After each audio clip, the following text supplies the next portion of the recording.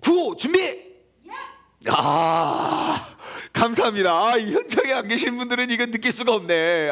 기함이 좋아요. 다시 한번 구호 준비! 지금 김경 지사님 구호가 좀 약했어요. 다시 한번 구호 준비! 재미있는 성경 이야기 캐스켓 MT! 감사합니다. 감사합니다. 그러네요. 엄청난 비명소리, 엄청난 함성소리 너무너무 감사합니다. 힘이 확 나요. 자, 우리가 빨리 재빠르게 복습하면서 우리가 넘어가길 원해요. 자, 우리 신약 성경은 5개의 시대로 우리가 나누어서 살펴볼 수 있습니다. 예, 그 5가지 시대. 첫 번째는 익스펙테이션스 대망의 시대입니다. 기간은요 기원전 430년에서 기원전 6년까지가 이제 구약 말라기서부터 예수님이 나오시기 전까지의 시대를 우리는 대망의 시대, 그것을 중간사라고 이야기를 했고요. 두 번째는 메시아 시대입니다. 메시아 시대, 기원전 6년부터 예수님께서 돌아가신 기원 후 33년까지 우리는 예수 그리스도의 메시아 시대, 성경으로는 복음서라고 하는 그곳이고요. 세 번째는 펜타코스트 오순절 시대입니다. 기원 후 33년에서 65년까지 그 성령이 강하게 임재하셔서 그 성령 역사와 그 성령 사역이 일어나는 사도행전을 본문으로 두고 있죠. 자, 네 번째는 가르침의 시대입니다. 그래서 이제 유대를 그 예수님을 믿는 사람들을 이제 핍박하고 그들을 가둬두고 그들에게 정말 큰 어려운 시절. 그래서 스데반 집사의 죽음으로부터 정말 모든 유대인들 다 유대인들 말살 정책, 그러니까 그리스도인들 그 크리스찬 말살 정책을 해서 정말 다 잡아 죽이려고 하다가 그래서 뿔뿔이 흩어졌던 사람들이 전 세계 민족 복음화를 이루어내게 되죠. 우리가 지금 딱 이 가르침의 시대로 들어가야 되지 않나 싶어요. 예, 계속 예배를 못 드리게 하는 그 상황 속에 흩어진 우리가, 어쩔 수 없이 흩어진 우리가 그곳에 정말 워룸들을 우리가 세워놓고 우리의 신앙을 정말 그 기도의 함성을 우리가 더 이렇게 회복했으면 좋겠습니다. 자, 그래서 가르침의 시대는 33년에서 95년까지고요. 마지막으로 yet to come, 아직 임하지 않은 시대, 95년부터 예수님 재림하시는 그때까지. 예, 그때까지입니다. 자, 되게 빨리 지나왔죠. 자, 우리 옆에 계신 분 아니면 이제 영상을 보고 여러분들 한번 쭉 설명해 주시기 바랍니다. 옆 사람에게 혹은 나 자신에게 한번 쭉 5가지의 시대를 한번 쭉 설명해 주시면 감사하겠습니다. 준비. 자, 신약 성경 EMPTY 캐스켓 은 구약이고 이제 EMPTY 자 설명하도록 하는 시간 갖겠습니다. 여러분들 TV를 보시면서 영상 보시면서 여러분들 꼭 입을 열어서 한번 설명해 주세요. 5가지 신약의 5가지 시대 시작.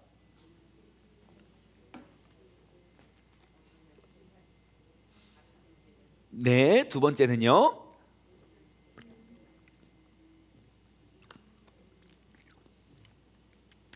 속으로 하지 마시고 말로 하시면 큰 도움이 됩니다. 세 번째 시대는요.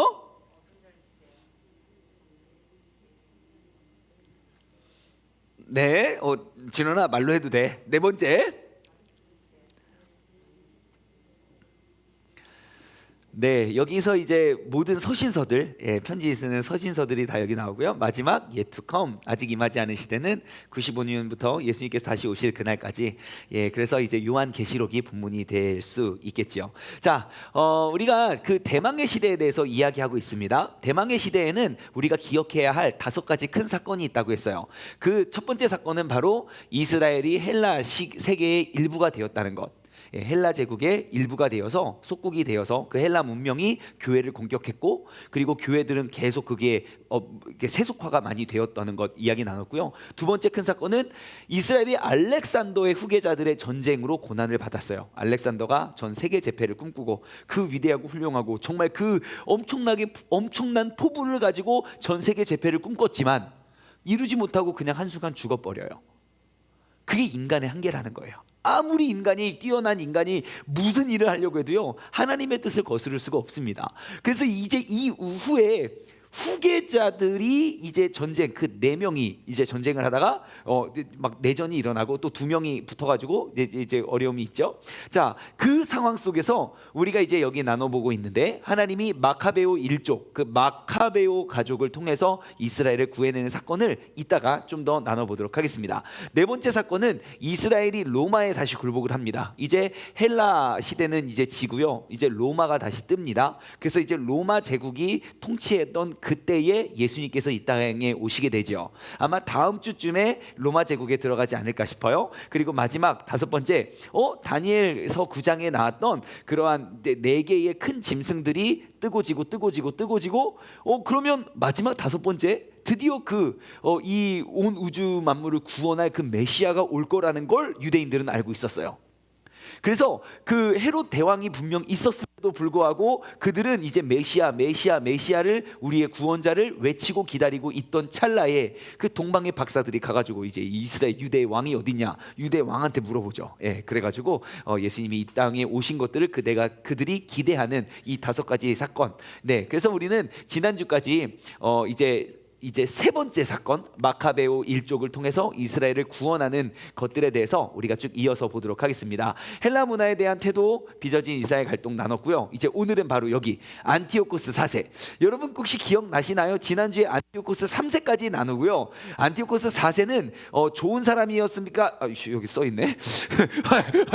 아이쿠야.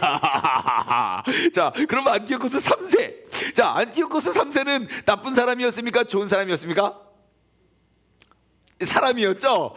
그 사람이었습니다. 분명히 틀림없이 사람이었습니다. 좀 기다려 볼까요? 우리 그 영상 통해서 수업 들으시는 분들, 안티오코스 3세, 좋은 사람들, 나쁜 사람들 한번 맞춰주시기 바랍니다.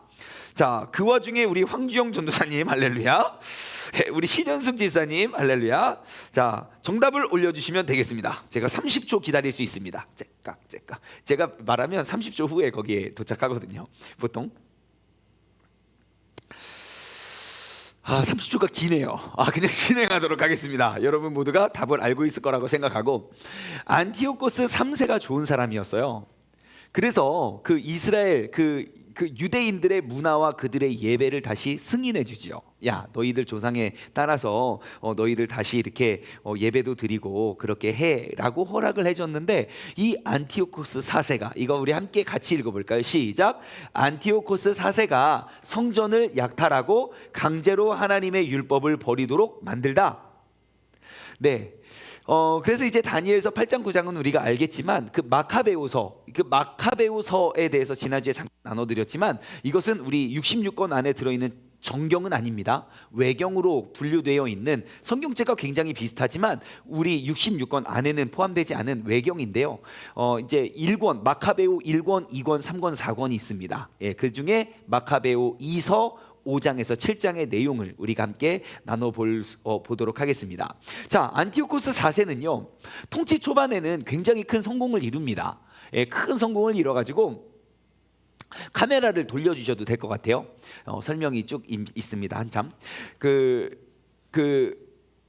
중현아, 카메라를 한번 돌려주세요. 자, 안티오코스 4세는요, 이제 처음에는 초반에 이제 큰 성공을 쭉 이루면서 내가 이제 좀 잘 나가고 막 이렇게 먹고 살만하니까 무엇이 찾아왔을까요? 그에게 교만이 찾아옵니다.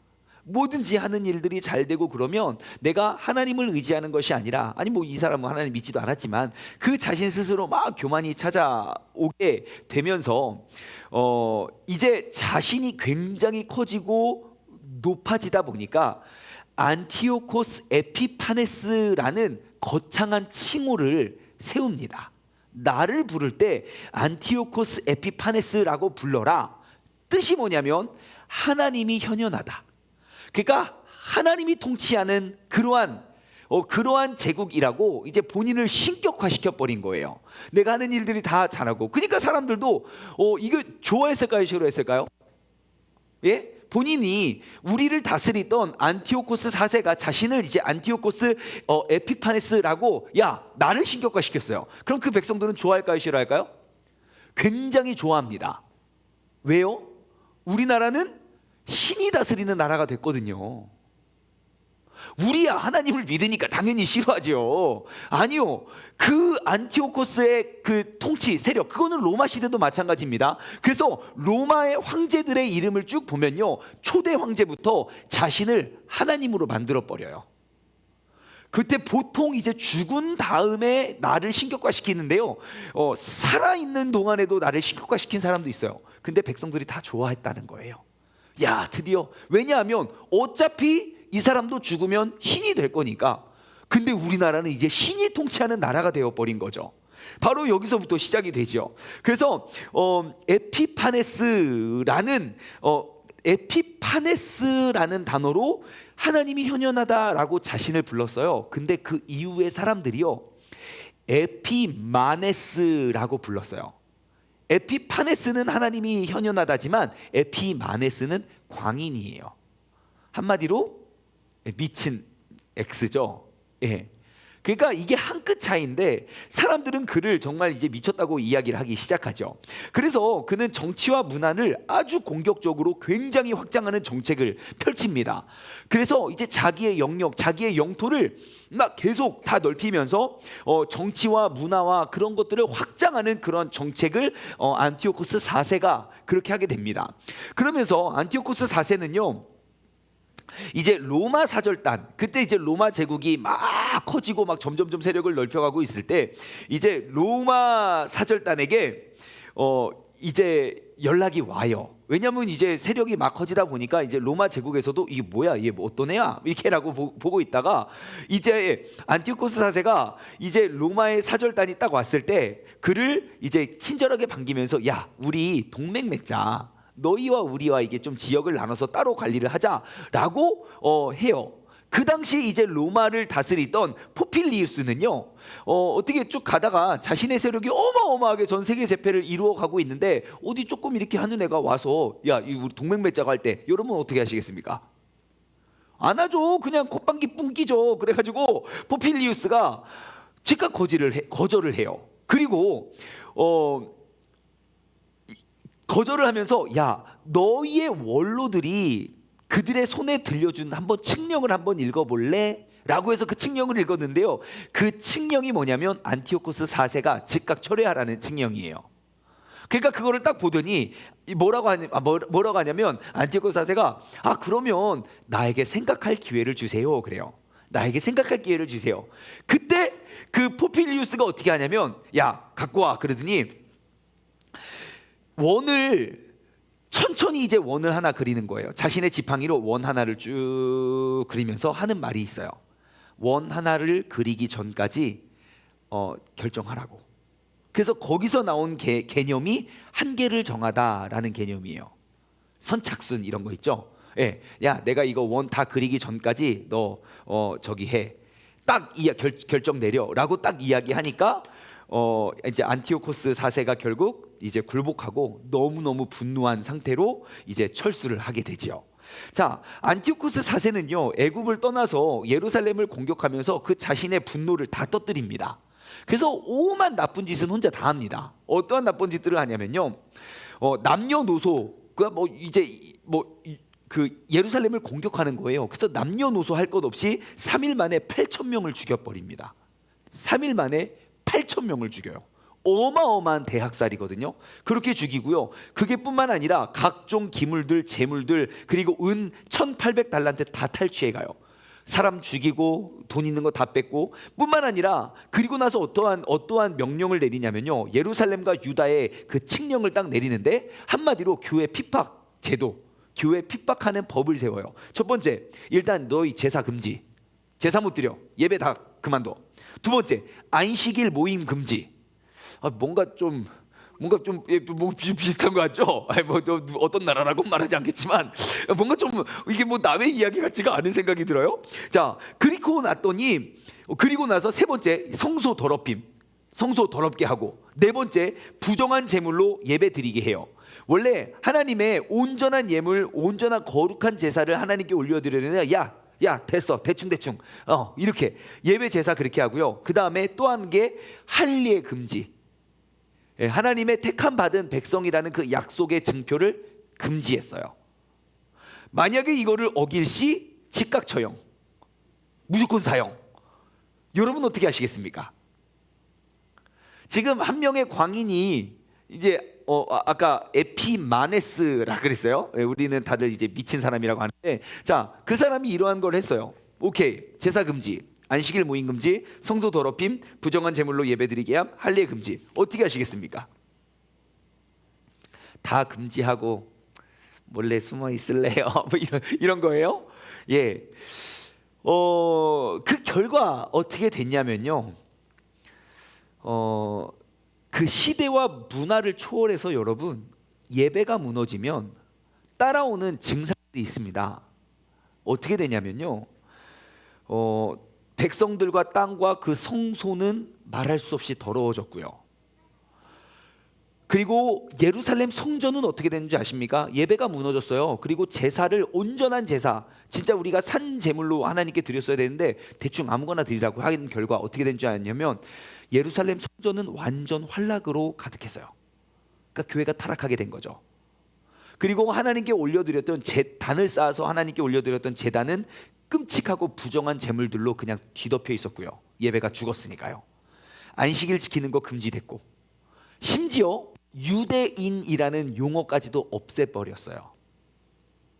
여러분, 이게 굉장히 중요한 핵심이 됩니다. 우리의 신앙생활에 예배가 무너진 이후에 따라오는 결과들이에요.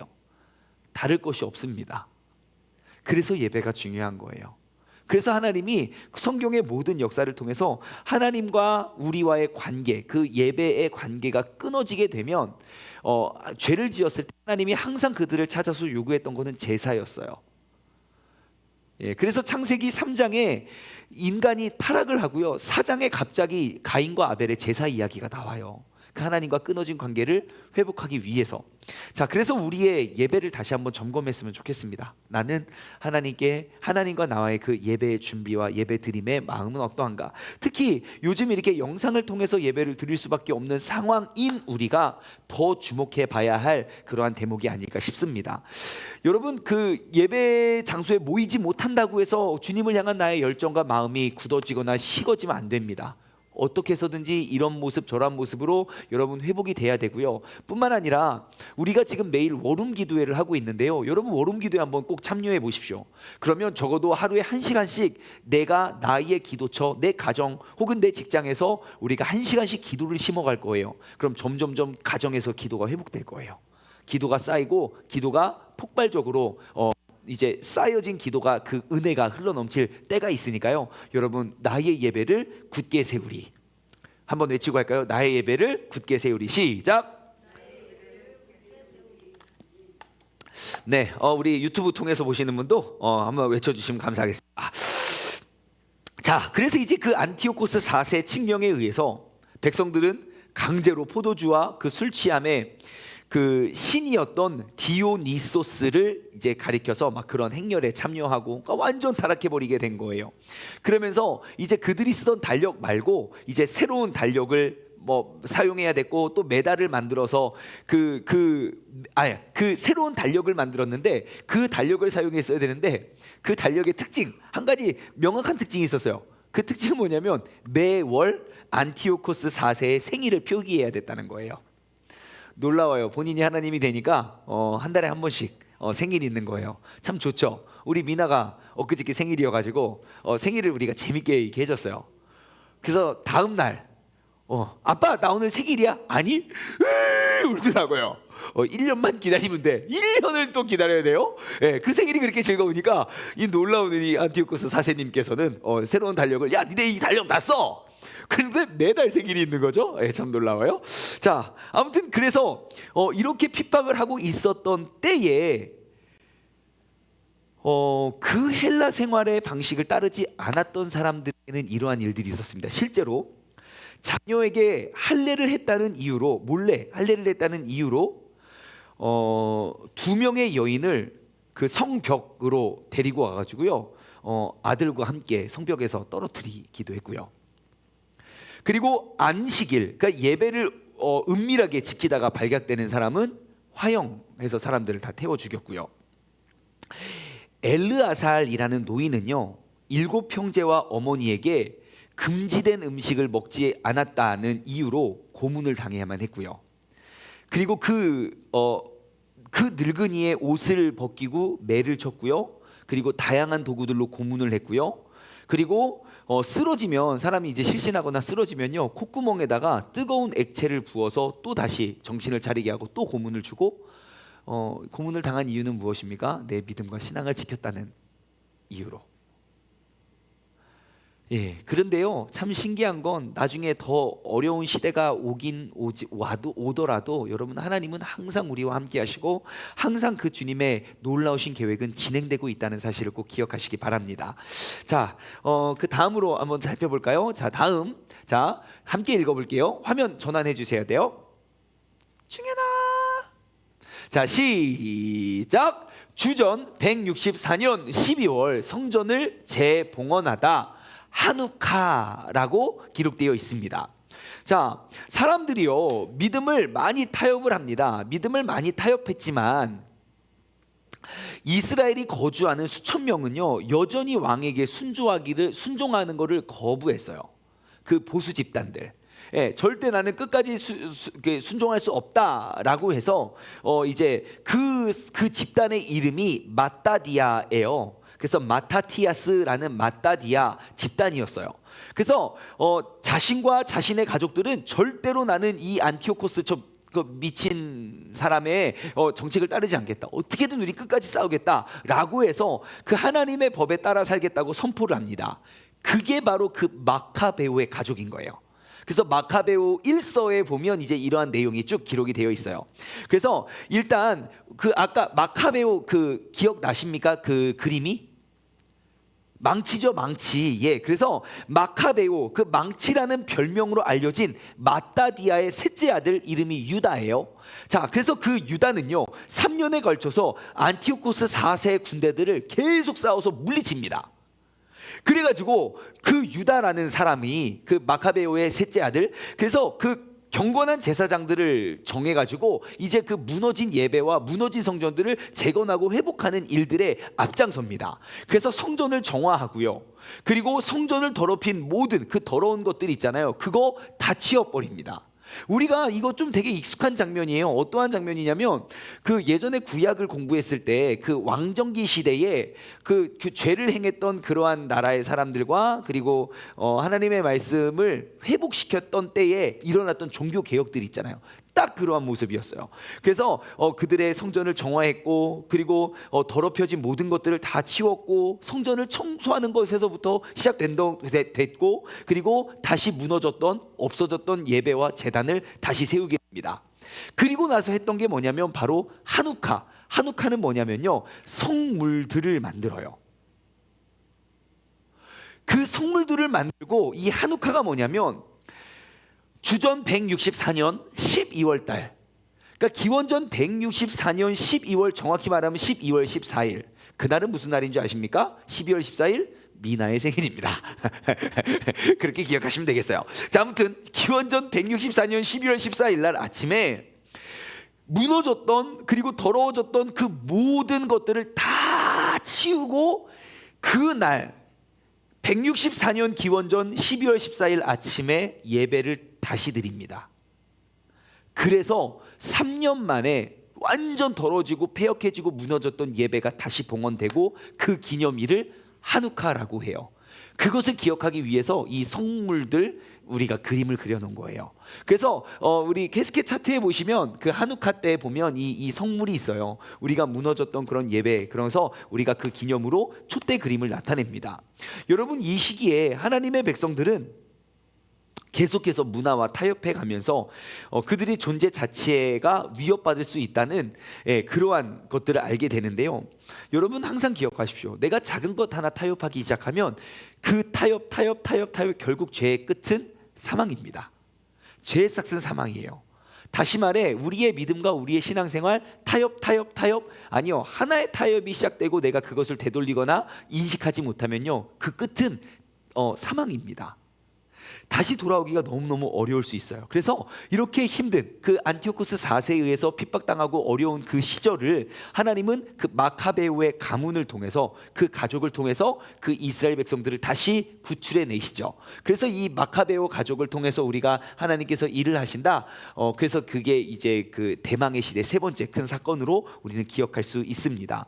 그래서 이제 엄청나게 교만했던 그 안티오코스 4세, 뭐 달력을 새로 만들어서 하루 한 달에 한 번씩 나의 생일을 집어넣었던 그 안티오코스 4세는 뭐 어떻게 됩니까? 그냥 잿더미로 그냥 죽음에 그냥 기억나지 않게 영원히 사라지게 됩니다. 그렇게 그가 공격하고 침략했던 그 교회 유대인들과 그 사람들은 어떻게 됩니까? 결국 하나님의 이름은 영원히 조롱당하지 않아요. 잠시 잠깐은 그래 보일 수도 있고 잠시 잠깐은 전쟁에서 지는 것처럼 보여질지 몰라도 하나님은 반드시 하나님의 계신 곳에서 새로운 일과 역사를 이루어내고 있다는 사실을 여러분 꼭 기억하시기 바랍니다.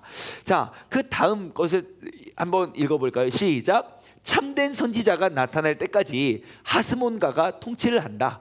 마카베오 1서 14장 41절에 나오는데요. 이제 마카베오가 아까 몇 년도에 그 예배가 그 승리 다시 회복됐다고 했습니까? 여기 나와 있어요. 네, 164년의 승리를 거둔 다음에 이제 그 마따디아 가문, 즉 이제 그 이후에는 하스몬가로 이제 알려지게 되거든요. 그래서 그 하스몬가가 가에 의해서 계속 통치를 합니다. 그래서 우리가 이 하스몬가 그리고 한우카 그 예배를 다시 잃어버렸던 3년 만에 예배를 무너졌던 제사 예배를 회복했던 게 한우카였잖아요. 그 한우카를 지켜냈던 가문이 하스몬가예요. 그래서 똑같이 하하하 이렇게 해서 우리가 기억하면 좋을 것 같아요. 그래서 기원전 164년 하스몬가가 한우카를 회복했다. 자, 그래서 이제 유다의 마카베오가 주전 160년에 그 마카베오 가문이 160년에 성전을 다시 봉헌했고 4년 뒤에 이제 죽게 되면서 그 내가 죽으면서 가장 어린 동생인 요나단이라는 사람이 이제 또 그 나라를 이끌어가게 됩니다. 근데 요나단은요 사악한 제사장으로 이제 언급이 되고요. 그리고 의의 교사, 그러니까 의로운 사람들과 굉장히 대조를 이루었던 그러한 인물이 됩니다. 그래서 이제 그 당시에 뭐가 시작되냐면 그래서 이제 비교를 하는 거예요. 사악한 제사장과 그리고 의의 교사들을 쭉 이제 비교를 하면서 이제 이야기하는 게 그러면 우리가 일상생활 속에서도 우리가 그 정결 예식, 그 거룩한 삶, 거룩한 의식을 우리가 삶 속에 적용하면서 우리가 지켜내자. 얼마나 좋은 의도입니까? 그래서 말씀, 그 의식들을 우리의 삶으로 받아들여서 그 삶을 가지고 살아가기 시작한 게 바로 바리새인의 근원이 됩니다. 처음의 출발은 우리의 삶 속에 하나님의 율법과 그런 계명들을 우리의 삶 속에 적용하는 거였어요. 하지만 바리새인들로 알려진 그 집단의 시초가 바로 이때 형성되게 된다는 거예요. 그래서 결국에 마카베오 가문도 또 죽고 해가지고 5형제 중 막내 시몬이 그 아까 그 요나단의 자리를 이어받고 기원전 142년 시몬이 통치하던 기간에 그때 이제 셀레우코스 수비대에 의해서 또 수비대를 물리칩니다. 그래서 기원전 142년에 이스라엘이 여태까지 이방 민족 기원전 430년 전부터 계속 이제 식민지였잖아요. 그때 그 수비대를 공격하면서 잠시 독립국가가 됩니다. 드디어 우리가 여러분 정말 선을 위해서 계속 싸우면 하나님께서 힘 주신다니까요. 다윗이 모든 전쟁에서 승리할 수 있었던 유일한 원동력은 무엇입니까? 다윗이 전략 전술을 잘 짜서가 아니에요. 하나님이 그 지혜를 주셨고 하나님을 의지했기 때문이죠.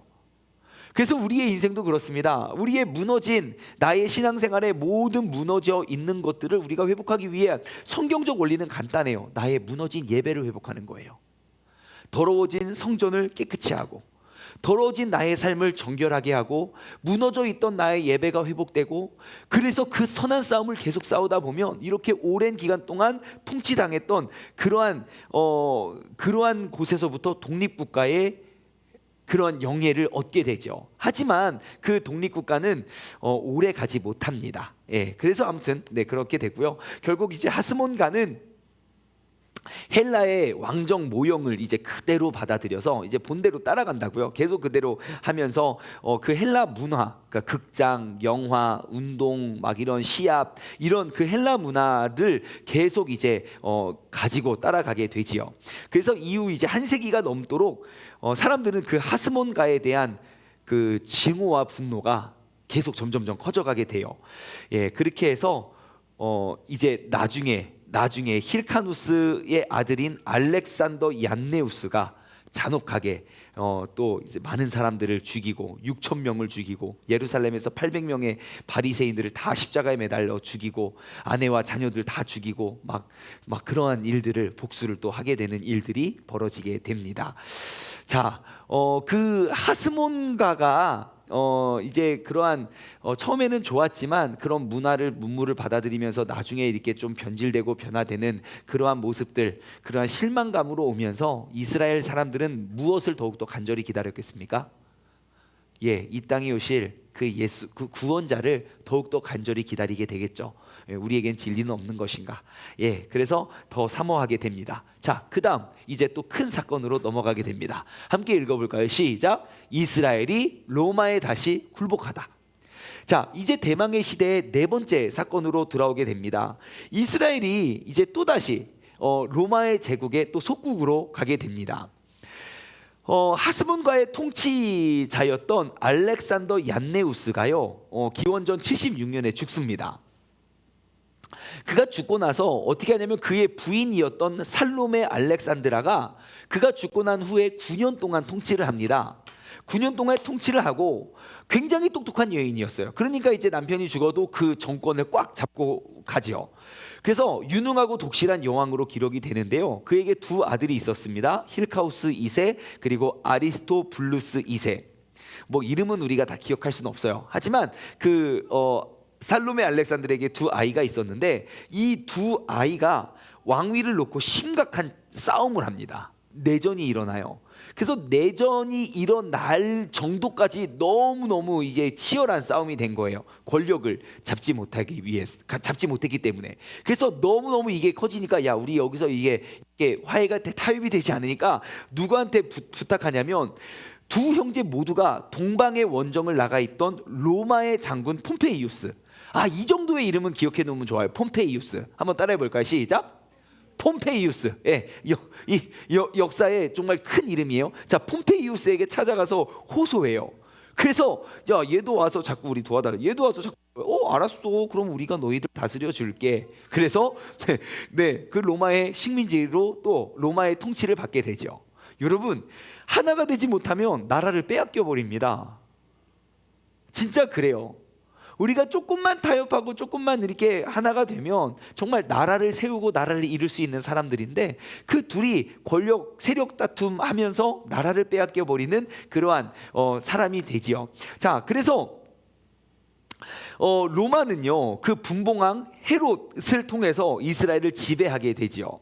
그래서 이 헤롯 대왕이 서면서 하나님의 백성들은 엄청나게 고난을 받고, 예, 그리고 이제 더 그 속에서 더욱더 성경을 보면서 더욱더 간절히 그 구원자를 사모하는 그러한 사람들이 되지요.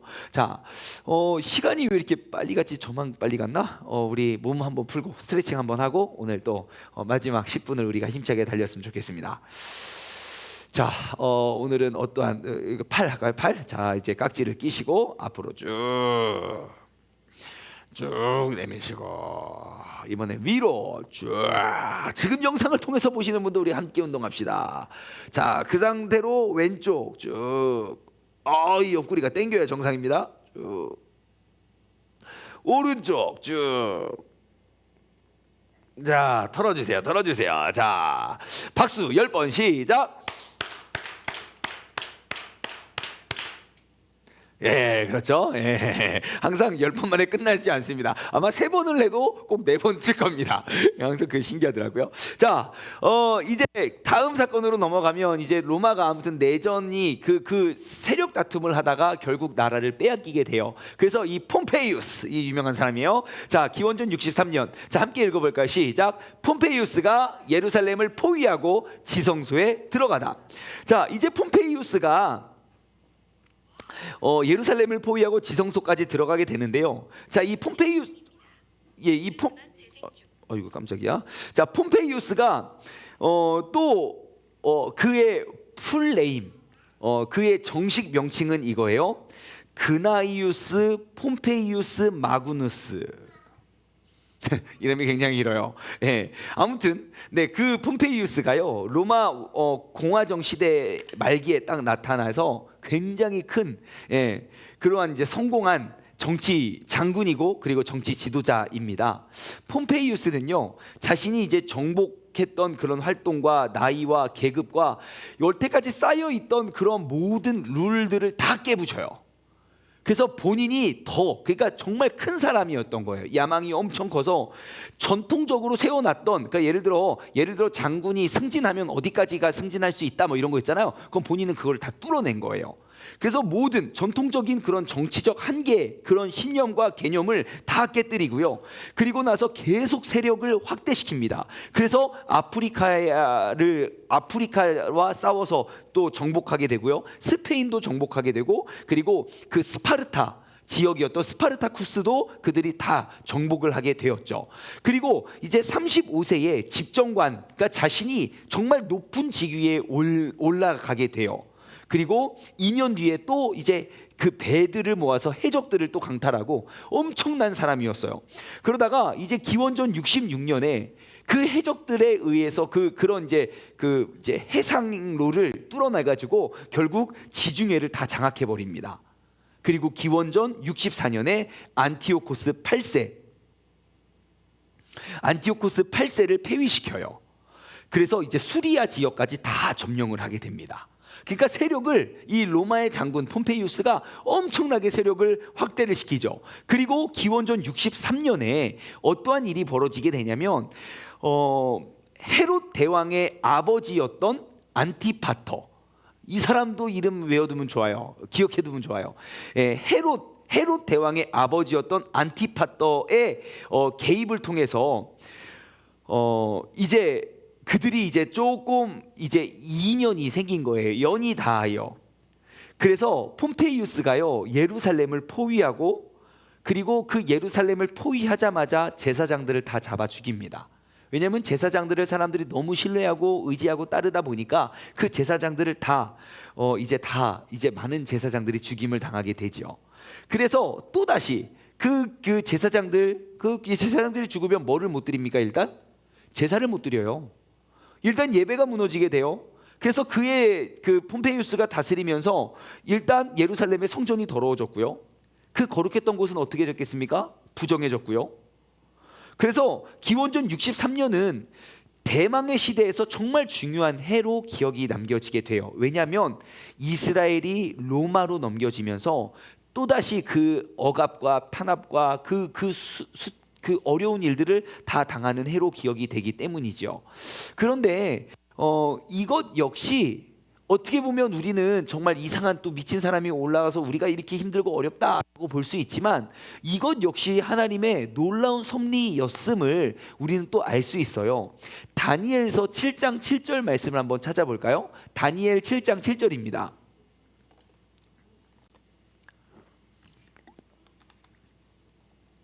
다니엘서 7장 7절 말씀을 한번 띄워주세요. 자, 그곳에 보면요, 다니엘이 예언을 하는 것 가운데 이제 네 번째 짐승이 어떻게 될 거라는지 중요하나, 다니엘 7장 7절.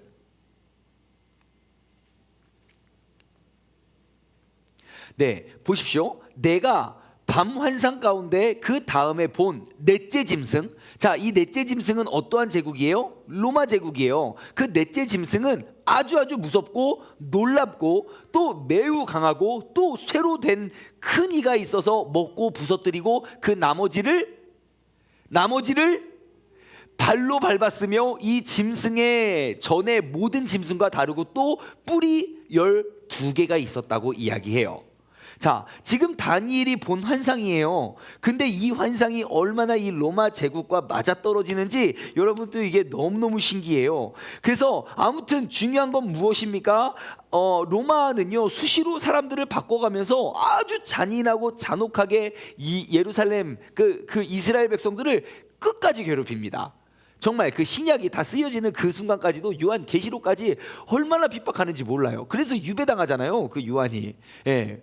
자, 그래서 아무튼 잔혹하게 이스라엘을 공격하게 되지요. 그래서 이제 로마가 지배하게 되면서 성경을 또 연구했던 사람들은 이제 알게 되는 거예요. 아, 이제 우리가 이 고통만 지나고 나면 그 구원자가 오신다.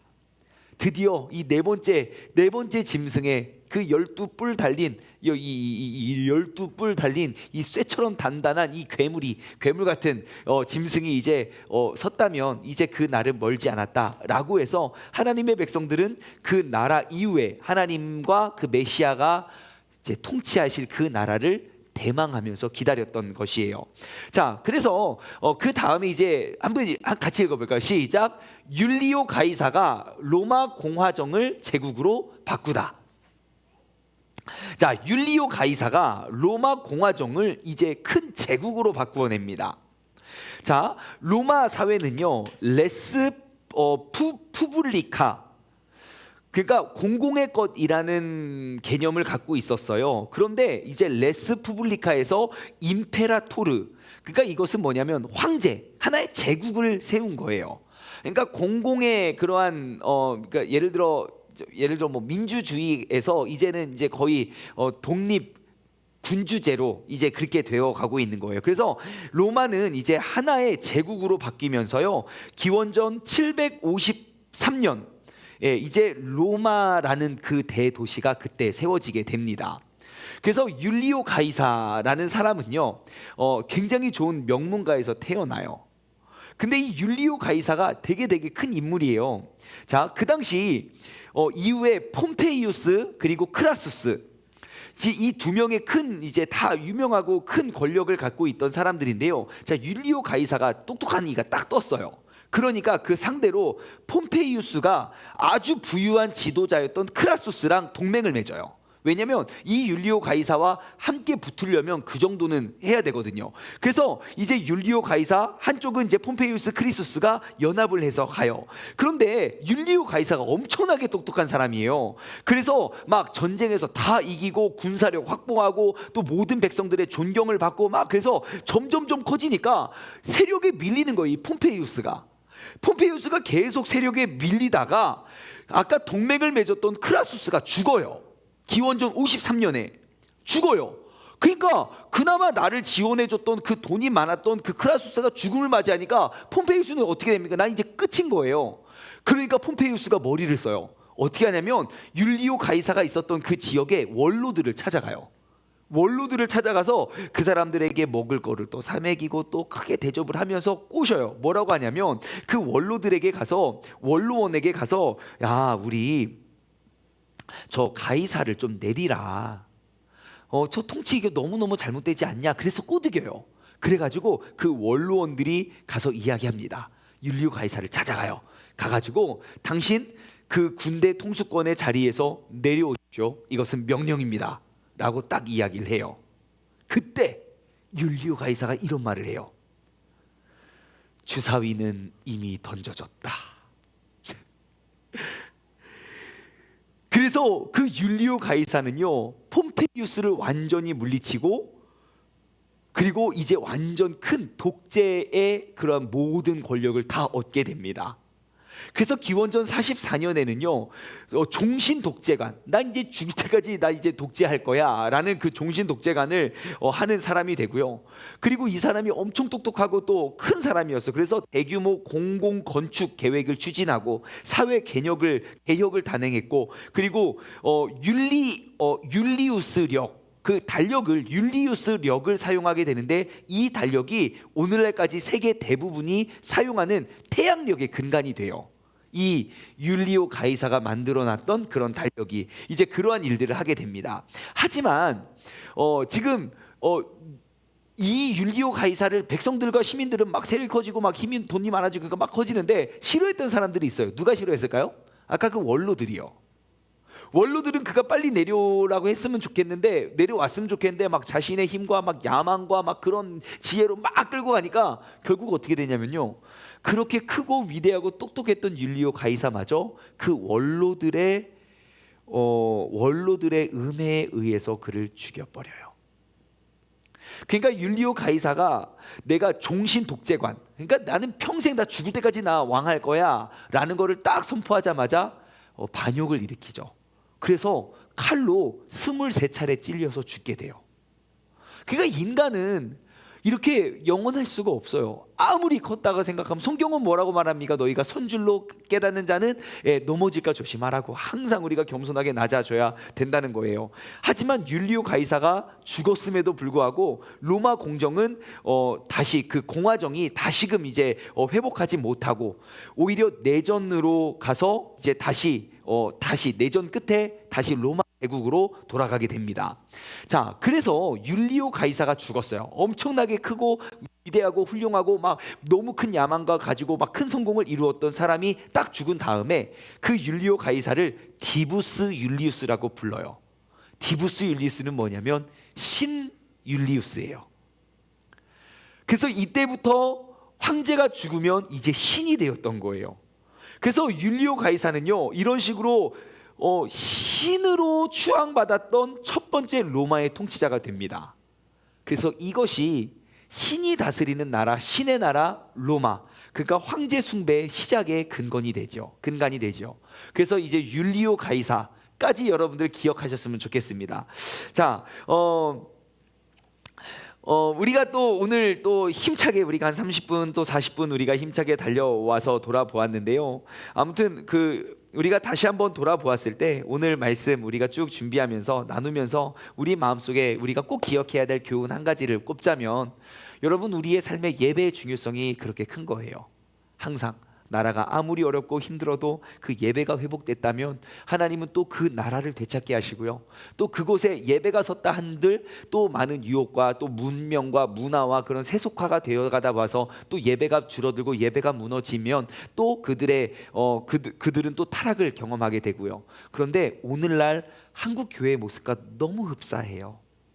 이러한 모습들이, 여러분, 우리가 이 시대에 막 세상을 향해 막 우리가 계속 반감만 쌓여가고 어떻게 찌찌찌 할 것이 아니라 먼저 나의 예배를 돌아보길 원합니다.